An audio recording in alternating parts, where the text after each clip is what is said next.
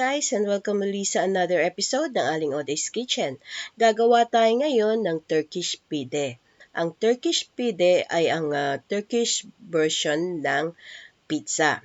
And here are the following ingredients.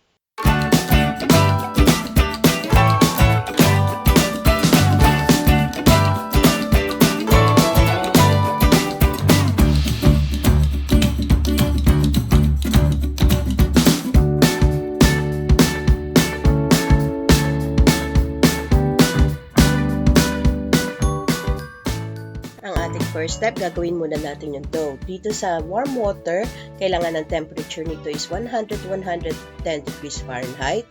Ilagay lang natin yung sugar at i-bloom natin yung yeast. Gagamit ako ng stand mixer pero pwede din naman itong i-knead manually. So dito sa ating bowl, nilagay ko na yung flour at yung ating salt. Maglagay lang tayo ng well sa gitna at i-add na natin yung napag-bloom nating yeast.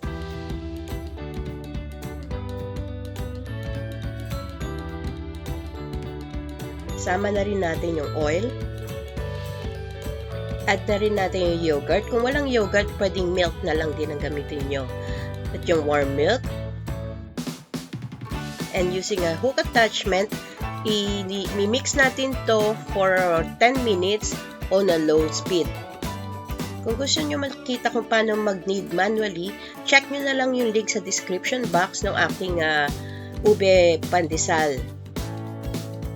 After 10 minutes, ready na yung ating dough. Kuha lang tayo ng konting flour at para tanggalin natin yung dough sa hook para hindi didikit sa kamay nyo.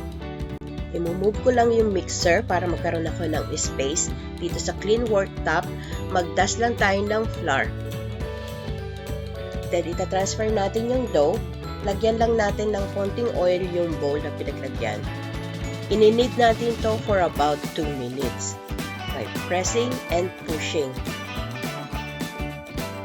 Then, kuha lang tayo ng isang small portion, hilahin natin to. Pagka elastic na siya at hindi na pupunit, ready na ito. I-form lang natin to into a bowl and then transfer natin dito sa grease na bowl natin at i-spread lang yung oil. Takpan lang natin to ng cling wrap or damp towel.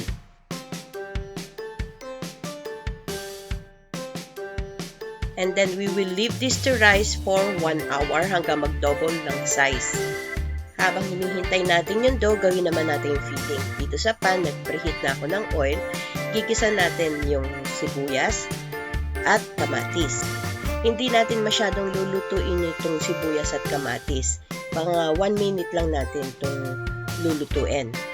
Yung natikman kong pide sa Turkish restaurant, yung onion at saka yung tomato talagang fresh sa ibabaw nakalagay. Since mas gusto ko yung nakagisa, i-add ko na rin yung ating ground beef at durugin lang natin to. Igigisa natin to hanggang maging brown.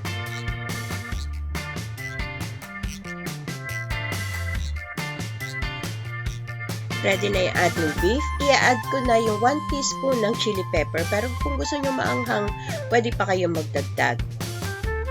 And isisitso natin to ng salt and pepper to taste. Adjust nyo na lang according to your taste. I-add ko na rin yung 1 tablespoon ng paprika. At yung ating 2 to 3 tablespoon ng tomato paste. And then mix it well and continue to cook for another 5 minutes.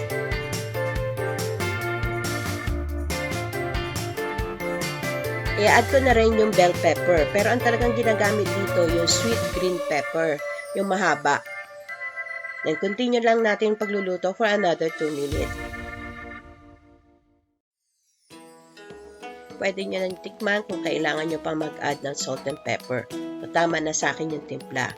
So, turn off the heat na and then ita-transfer natin to sa isang bowl at palalamigin natin to completely. Set aside lang muna natin to habang hiniintay natin yung dough. Mag-prepare lang tayo ng baking tray lined with parchment paper. At ready na yung ating dough. Nag-double in size na. So, talagang umalsa na siya. Mag-dust lang ulit tayo ng flour dito sa ating clean worktop. at i-transfer natin yung dough. I-press down lang natin to remove the air.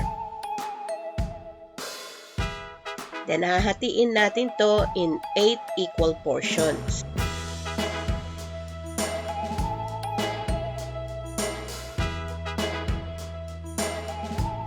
Kuha lang tayo ng isang portion at bibilugin natin to.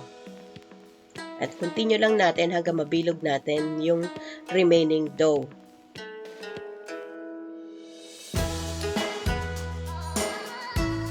Magdas ulit tayo ng flour dito sa ating worktop, pati na rin dun sa rolling pin.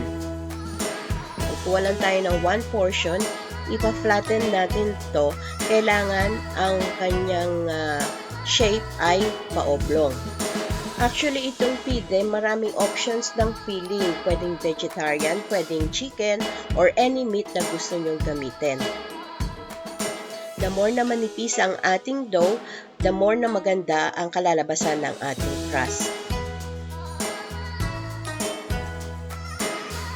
Balibalik na rin nyo lang yun to hanggang sa makuha nyo yung tamang thickness na gusto nyo. Magkas lang kayo ng konting flour kung magigit. Ayan, tama na sa akin itong ganito kanipis. And then, mag-scoop lang kayo ng filling, ilagay nyo lang doon sa gitna. Mag-iwan kayo ng about 1 inch space doon sa both ends at saka sa gilid. Tansyahin nyo lang yung dami ng filling na kakasya sa 8.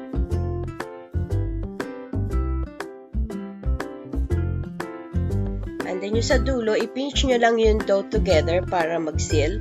And then yung sa side, itiklop nyo lang. Again, yung kabilang dulo, pinch nyo rin. Ayan, para siyang boat. Then, i-transfer lang natin to gently dun sa ating prepared pan. Ayan, nakagawa na ako ng 4 pieces. Nag-melt lang ako ng butter. Iba-brush natin dito sa side ng dough. Ito optional lang, pwede kayo mag-sprinkle ng sesame seeds dun sa pinag-brushan natin ng butter para sa extra flavor.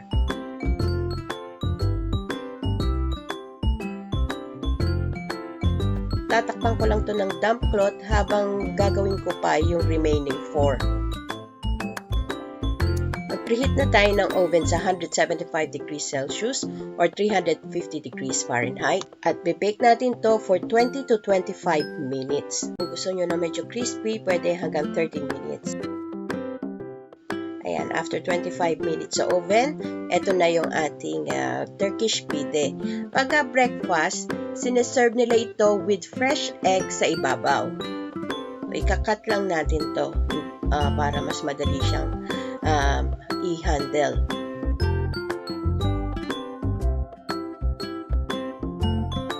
And there you have it, our Turkish Pide. Sana magustuhan nyo itong recipe na ito and share it with your friends. Don't forget to give us a thumbs up and subscribe to my channel. Ako po si Aling Oday. Magkita-kita ulit tayo sa aking susunod na video. Salamat! Bye! Please follow me on my Facebook page, Twitter, and Instagram.